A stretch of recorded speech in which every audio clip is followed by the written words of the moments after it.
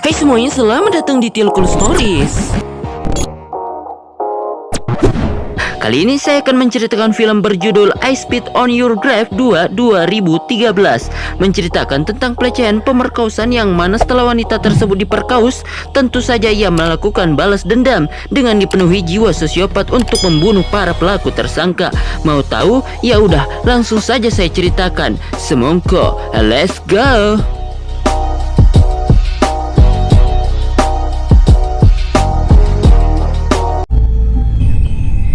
Dimulai dengan memperlihatkan wanita bernama Katie yang sedang menuju ke sebuah kafe untuk bekerja sebagai karyawan di sana. Keep me posted, ya? Singkat waktu, saat pulangnya Katie pun melihat album foto sewaktu menjadi model dan tanpa sengaja melihat nomor kontak, sehingga ia pun menghubungi nomor kontak tersebut yang mana dia langsung ditawari untuk menjadi model. Dan karena Katie merasa bosan menjadi karyawan di kafe yang gajinya tidak seberapa, jelas saja Katie menerima tawaran tersebut.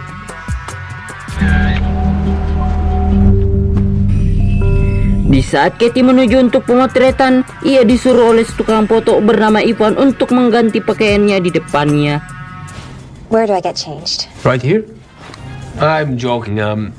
Oh, rupanya Ivan hanya bercanda. Sementara Katie berganti pakaian, mari kita perkenalkan si tukang rebahan ini yang bernama Nick. Sesudah Katie mengganti pakaiannya, pria ini bernama Georgie. Lalu kemudian jelas saja Katie melakukan pemotretan saat itu juga. Karena Ivan merasa fotonya kurang pas, ia pun meminta Katie untuk menggunakan pakaian yang lebih terbuka.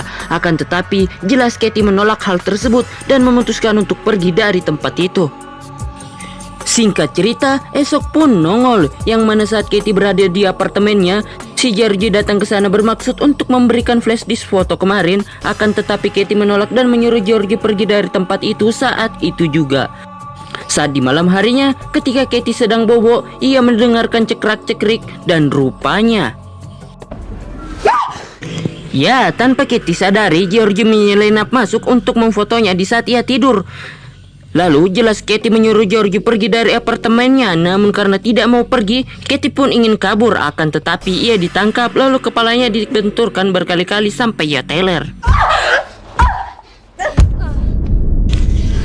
Di saat Katie tak berdaya, Georgie malah menutup mulut Katie dan mengikat kaki dan tangannya. Lalu tetangga apartemen yang mendengarkan suara teriakan Katie jelas menuju ke sana. Akan tetapi,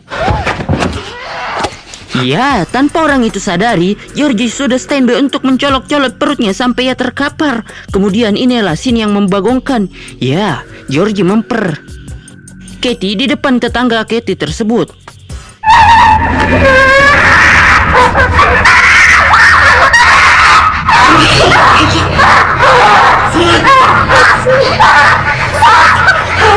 Setelah misilnya melemah, Georgie menelpon kedua anggotanya untuk membereskan si mayat. Sementara Katie dipaksa untuk memakan obat penenang yang membuatnya pingsan. Lalu, di saat Katie pingsan, ia dibawa ke sebuah tempat Georgie beserta kedua temannya. Kemudian ketika Katie mulai tersadar yang berada di basement para penjahat tersebut, ternyata ia sedang diper oleh Nick. Dan tak lama kemudian Georgie datang untuk memberhentikan hal tersebut. Lalu Katie yang merasa haus selesai diaduk paksa malah dipancurin air seni oleh Nick. Akan tetapi Georgie yang tak setuju dengan perlakuan tersebut membuatnya bertengkar dengan Nick hingga mendatangkan Ivan untuk menyuruh mereka pergi. Singkat cerita, Georgie kembali ke basement untuk memberikan Katie pakaian. Akan tetapi setelah selesai menggunakan pakaiannya, tanpa diduga, setelah Katie menabok Georgie sampai pingsan, ia pun kabur lewat jendela seaprut-aprutnya hingga sampai di keramaian untuk meminta tolong. Dan disitulah ia ditolong oleh seseorang yang mengaku sebagai detektif. Lalu Katie pun menanyakan ke detektif, ini di mana? Detektif pun menjawab, Bulgaria. Serontak ia terkaget karena jauh banget diculiknya dari New York, Amerika sampai Bulgaria. Kemudian si detektif menginterogasi Katie untuk membuat laporan. Akan tetapi Katie malah banyak bacot meminta diantarkan ke kedutaan Amerika. Hingga datanglah seorang wanita berlagak dokter bernama Anna. Ia mengaku memiliki penampungan bagi para bonden yang udah dicopot paksa segelnya. Yang mana ia membuat penampungan tersebut karena ia juga pernah mengalami hal yang sama seperti Katie, yaitu diperkaus. Dan karena Katie sudah kebelet untuk ke kedutaan, Anna pun mengantarkannya. Akan tetapi, Anna meminta Katie untuk macam lalu mengganti pakaiannya di rumah Anna. Dan saat di rumah Anna, ia malah membawa Katie di basement karena ternyata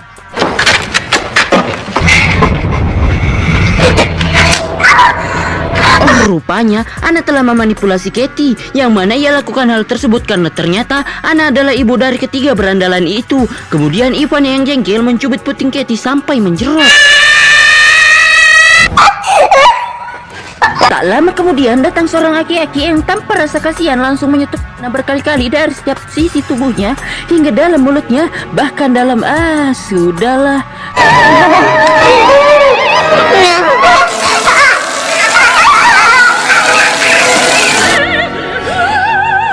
Kemudian si aki-aki itu memperkaus Katie sampai burung dan syaraf-syarafnya lemas. Mau lihat? Jangan dong. Setelah aki-aki itu memperkocek Katie sampai berdarah-darah, Ivan beserta saudaranya ingin menguburkan Katie dalam peti yang padahal orangnya masih hidup. Dan setelah Katie dikuburkan, ternyata... Sorry ya tidak kelihatan, tapi yang jelas ternyata di basement tersebut masih ada lagi basement di bawahnya yang berbentuk labirin. Sehingga kuburan yang telah digali tembus ke labirin bawah. Kemudian Katie menelusuri lorong labirin tersebut hingga menemukan pintu menuju ke dalam rumah. Dan disitulah ia mencuri makanan beserta beberapa pakaian. Namun pada akhirnya ia justru ketahuan oleh pemilik yang ternyata seorang pastor. Akan tetapi pastor itu mempersilahkan Katie untuk mengambil barang yang telah dicurinya. Singkat cerita, di saat Georgie nangkring di kafe dan ngopi, ia pun menyadari kalau orang yang memberinya kopi adalah Katie. Sehingga Georgie pun mengikutinya hingga ke basement labirin tempat Katie bersembunyi. Dan tiba-tiba... Ya, ternyata Katie menjebak Georgie lalu kemudian mengikatnya dengan posisi salib untuk menyayat pipi, perut, dan pahanya. Kemudian luka tersebut dioleskan sesuatu yang entah apa itu ya.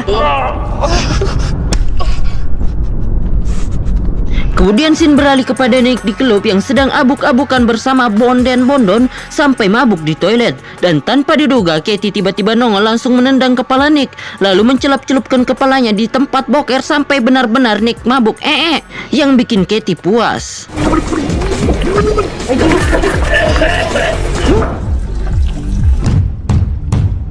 Beralih ke sebuah gereja, terlihat si aki-aki tanpa sengaja melihat Katie lalu mengikutinya sampai ke basement. Dan tanpa ia duga Katie sudah standby menggaplok kepalanya lalu mengikatnya dan menyetrum burung tidak bersayap milik si aki-aki sampai cekidak-cekiduk. Merasa bosan dengan listrik yang berlevel baterai center, Katie pun mengganti dengan kejutan mesin diesel yang bisa membangkitkan listrik se-Indo April. Dan jelas si Aki langsung gosong saat itu juga.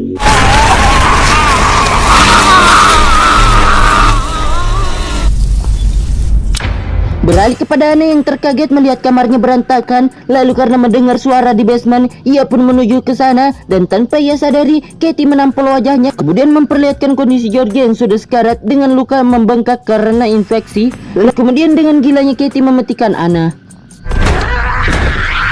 Di sisi lain, Ivan sedang mencari Anna dan bersamaan pastor meminta temannya untuk mengecek Katie karena ditakutkan ia akan melakukan hal yang tidak-tidak. Kembali ke Ivan yang menemukan Georgie dan tanpa ia sadari, tiba-tiba... Ya, Katie menggaplok kepala Ivan sampai pingsan. Lalu sesadarnya telur burung sudah siap dalam posisi dipenyet. Dan karena mendengar suara Anna yang terus berteriak, Ivan pun mengatakan kalau Anna bukanlah ibunya, melainkan alat pemuas nafsu bapaknya sampai Nick dan Georgie lahir. Dan karena hal itu membuat Anna gila. You're the sickest of them all.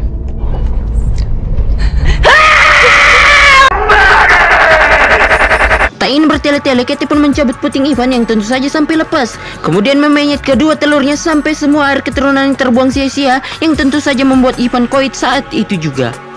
Di saat bersamaan tiba-tiba saja seruan pastor tiba untuk menahan Katie. Lalu tiba-tiba...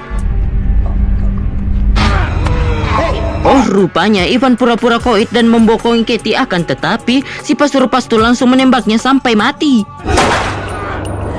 Kemudian Kitty pergi begitu saja untuk menuju ke kedutaan dengan tatapan tanpa mata berkedip. Yang dibaluti rasa bimbang udah balas dendam, tapi tetap saja status segel keperawanan tidak bisa kembali. Ditambah lagi harus berurusan dengan hukum. Aduh.